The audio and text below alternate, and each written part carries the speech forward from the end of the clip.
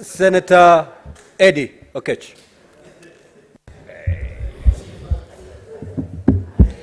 Mr. Speaker, I thank you for giving me the opportunity to contribute to this proposal, actually, by the minority whip.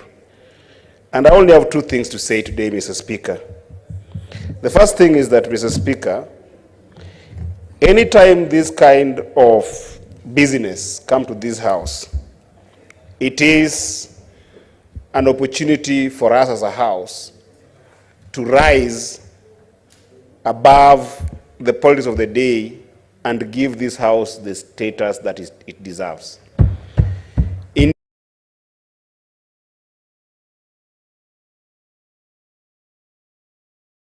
better way between the two ways.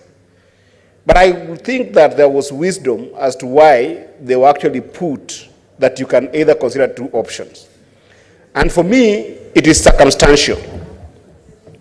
It's circumstantial to the extent that, Mr. Speaker, the first thing that we must consider is the sanctity of this House. And why I'm saying sanctity is that we don't want to take a process that can leave us to litigation in whichever way possible. And, Mr. Speaker, we have had a House that we have these. Mr. Speaker, you must control Cherargei. He keeps on making a lot of noise. Senator Eddy, would you wish to be informed by Senator Fernandez? Cherargei is the most uninformed person in this House. I wouldn't wish would you wish to be informed? No. It's either I wouldn't yes wish. or no. I wouldn't wish to be informed by Senator Cherargei. So, Mr. Speaker, I want us to be cautious that we do not put ourselves in a situation whereby we are going to have litigations after this particular process. Number two, Mr. Speaker, the weight of this matter is exemplified by the fact that this particular county is bringing this issue for the second time in this House. I think that if that be so, then it behooves this House to make sure that there is absolute examination of every single issue raised in this particular impeachment. And, Mr. Speaker, we can't ignore the fact that if we do not take our time to examine as thorough as a committee will do, then we will do a disservice to the people of Meru. I agree with the majority that both ways work, but the examination and justice that is needed will happen best when people are committed to examining those issues that have been raised. With that, Mr. Speaker. Senator Newton. Thank you, Mr. Speaker. I stand to oppose the motion to constitute a committee to hear the matter before the House regarding the governor, removal of the governor of Meru County.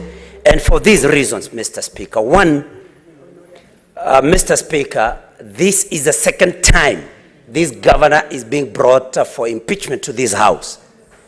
Mr. Speaker, the first time the governor was brought here, we appointed a committee.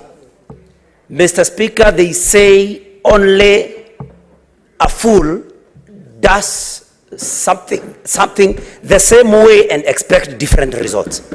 And Mr. Speaker, because for the first time we followed the committee way and this is the same governor, I think, Mr. Speaker, it would only be fair that this time round we try a plenary, Mr. Speaker. Number two, still on the same, Mr. Speaker, that this is the second impeachment happening in the same, within 1 year, Mr. Speaker. And I pray that you may protect me. What is your point of order, Senator Eddy? Please freeze my time. Mr. Speaker, I rise on standing order number 105 on imputing improper motive, Mr. Speaker. The senator of Murang'a has just said that when this matter first appeared before us in this House, we tried a committee. And therefore, it's a justification enough for us to go the plenary way is he imputing that the committee that did the work in the previous matter did not do the right job? Is that what he's implying?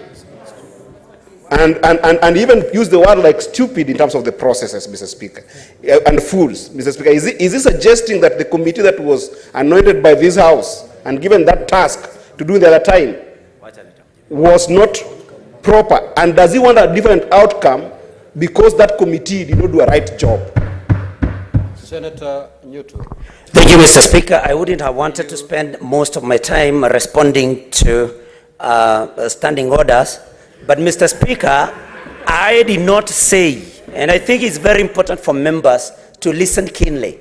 I said, they say, they are adages, Senator, through the Speaker, only a fool does the same thing